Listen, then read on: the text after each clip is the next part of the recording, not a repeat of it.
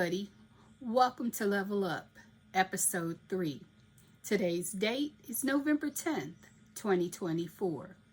And in this series, it is my hope to offer you tools and tips to help you organize your time, to set and achieve your goals, and to make your dreams your reality. With that said, this is a pre-recorded episode, so I won't be giving you a quote of the day. But I also ask that you give me grace, as I will be relying heavily on my notes.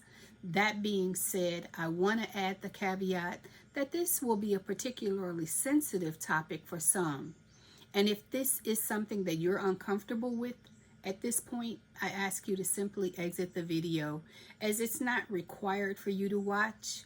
And if it makes you uncomfortable at any point throughout, by all means, turn it off. I'll see you another time. But if this is something that you need to help you level up, then let's get started. Previously, we talked about setting ourselves up for success by creating time to do the things that we want to accomplish. Today, I want to talk to you about leaving situations that no longer serve you, whether that's a job, a relationship, or friendship, or a living situation, such as the city or a familiar area, or moving away from home for the first time. You can do it, but you should do it in a way that empowers you without leaving the door open for others to second guess your decision. With that, I want to remind you that not long ago, there was a movement in the employment sector called quiet quitting. It involved slowing down your work output to match the energy of your cohorts, or to set limitations on your availability based on how you were being paid. A prime example of that might have been you were employed for 40 hours, but you're expected to answer phone calls and emails and make yourself available to supervisors or coworkers outside of your traditional work hours. Quiet quitting said that you were only going to answer the phones and emails at the times that you were actually being paid for. With that said, I don't know that experience. Because I work from home. I'm my own boss. I set my own hours. I decide what my expectations of duty are, and I set my rate of pay. For me, quiet quitting wasn't something I was able to employ, and I wouldn't have wanted to, simply because if I didn't like what I was being paid, I raised my rates. If I was unhappy with a relationship with someone I was providing care for, I ended the contract. It was as simple as that for me. But I'm fully aware that not everybody has that available to do themselves. However, with all of that said, I do clearly understand a different variation of that concept known as quietly leaving.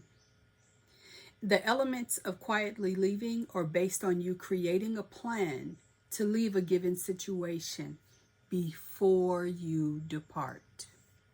During this time, you do not engage in self-defense conversations.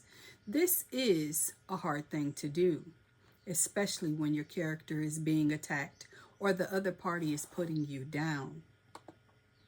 Remember, it isn't what they call you, it's what you answer to.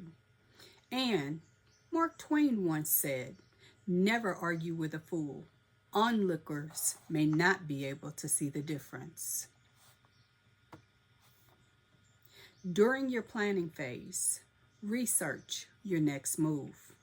If you're leaving a job, how are you going to replace that income? If you're leaving a domestic situation, where are you moving to? Can you afford all of the expenses related to that move? Will you need a roommate? If so, interview said person before you move in with them.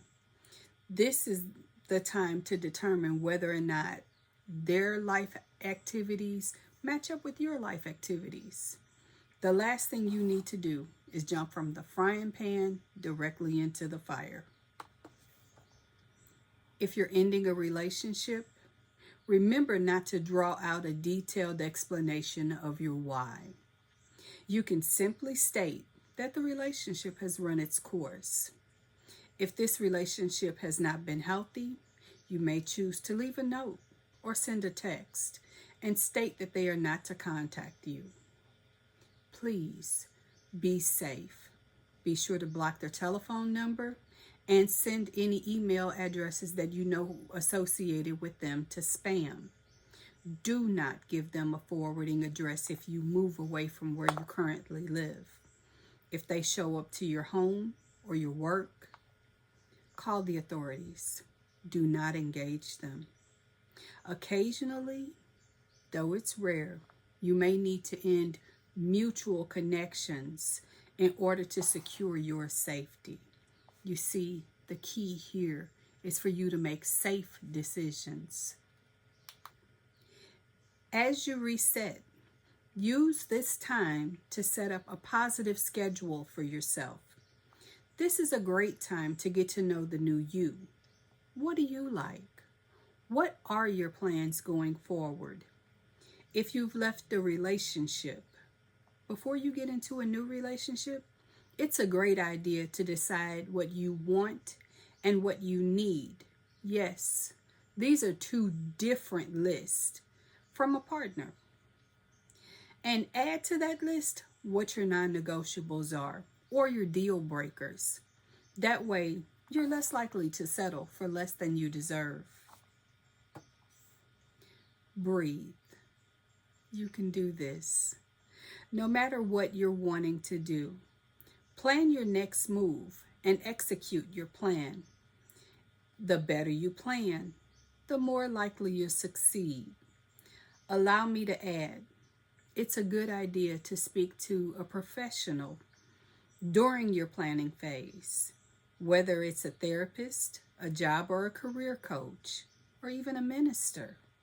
Talking to a neutral party about your feelings and discussing your plan will help you feel more confident in your decision. I can say that in the planning phase, it's a critical step to know the difference between leaving and running. Leaving is to have a destination of where you're headed.